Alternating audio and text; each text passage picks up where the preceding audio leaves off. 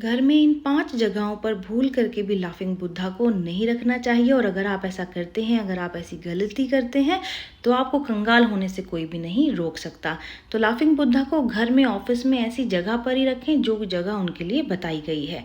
घर में लाफिंग बुद्धा के रहने से घर में धन के भंडार कभी भी खाली नहीं होते हैं। आप इनको घर, रेस्टोरेंट या फिर ऑफिस किसी भी जगह पर रख सकते हैं। हालांकि कुछ जगहें ऐसी होती हैं जहां पर कभी भी लाफिंग बुद्धा को नहीं रखना चाहिए। लाफिंग बुद्धा को घर की खुशहाली, सुख, संपन्नता और समृद्धि से जोड़कर देखा जाता है। घर में लाफिंग बुद्धा के रहने से धन के भंडार कभी भी खाली नहीं होते हैं। आप घर में, किसी रेस्टोरेंट में, अपने ऑफिस में, किसी भी जगह पर इनकी प्रतिमा को लगा सकते हैं, रख सकते हैं।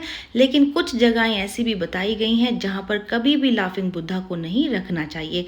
तो चलिए इस वीडियो के माध्यम से जानते हैं कि लाफिंग बुद्धा को घर में रखने का सही तरीका क्या है और इनको किन जगहों पर नहीं रखना चाहिए। वास्तु शास्त्र की अगर हम बात करें तो उसके अनुसार लाफिंग बुद्धा के प्रतिमा को मुख्य द्वार के सामने कम से कम 30 इंच की ऊंचाई पर आपको इनको रखना चाहिए। इसे रखने के लिए जो सही ऊंचाई बताई गई है वो 30 इंच है और इसको आप 30 इंच से ऊपर और 32.5 इंच से कम इसी ऊंचाई पर अगर आप रखेंगे तो यह आपके लिए बहुत ही शुभ रहने वाला है। इसके अलावा आप पूर्व या फिर उगते सूरज की दिशा में भी लाफिंग बुद्धा को रख सकते हैं। इसे परिवार के सौभाग्य का स्थान कहा जाता है।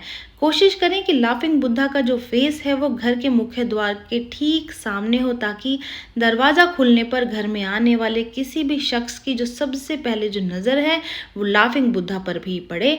इससे घर में प्रवेश करने वाले जितनी भी नकारात्मक ऊर्जा है वो नष्ट हो जाती है। हम भी जब कभी घर से आते हैं या फिर घर से बाहर कभी जाते हैं या फिर कहीं कहीं से हम लोग आते हैं तो अपने साथ अपनी कुछ नकारात्मक ऊर्जा भी अपने साथ लेकर के आते हैं। या फिर कोई अतिथि अगर आपके घर में आ रहा है, आपको नहीं पता वो किस जगह से होकर के आ रहा है, कुछ नकारात्मक ऊर्जाएं साथ आ जाती हैं। इसीलिए लाफिंग बुद्धा को कहा जाता है कि उसको दरवाजे के ठीक सामने रखना चाहिए ताकि जो भी कोई घर में घुसे उसकी जो नज़र है वो लाफिंग बुद्धा पर जरूर से पड़े।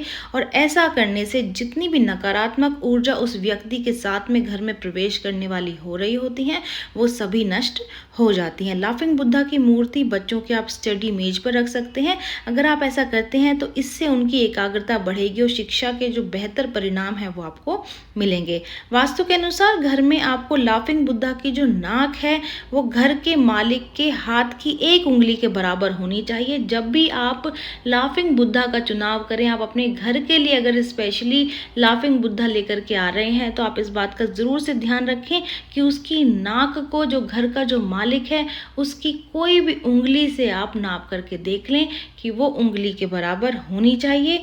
जबकि लाफिंग बुद्धा की जो मूर्ति है उसकी मैक्सिमम हाइट घर की मालकिन के हाथ के लगभग बराबर होनी चाहिए। घर में रखी लाफिंग बुद्धा की ऐसी मूर्ति कभी भी इंसान को कंगाल नहीं होने देती है। तो चलिए अब बात कर लेते हैं उन जगहों की जिन जगहों पर लाफिंग बुद्धा को हरगिज भी नहीं रखना चाहिए। अगर आप ऐसा करते हैं तो उसके बहुत बुरे परिणाम आपको भुगतने पड़ सकते हैं। घर में कुछ खास जगहों पर लाफिंग बुद्धा को रखने से बहुत बुरे परिणाम हो सकते हैं। वास्तु के अनुसार किचन, डाइनिंग एरिया, बाथरूम के अंदर, टॉयलेट, बाथरूम के आसपास कभी भी लाफिंग बुद्धा को नहीं रखना चाहिए। जब भी आप लाफिंग बुद्धा को रख रहे हो तो आप ये सुनिश्चित कर लें कि कहीं आप किचन, डाइनिंग, बेडरूम के अंदर या फिर टॉयलेट, वॉशरूम के आसपास तो नहीं रख रहे हैं। इसे कभी भी सीधे ज़मीन पर रखने की गलती हरगिज भी ना करें।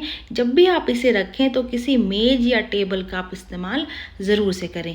ये जानकारी यहीं तक ही। उम्मीद है दी गई जानकारी आपके काम आएगी और आप इसका लाभ उठाएंगे। और अब आप जब भी कभी लाफिंग बुद्धा लेकर के आएंगे तो इन नियमों का पालन ज़रूर से कर लेंगे।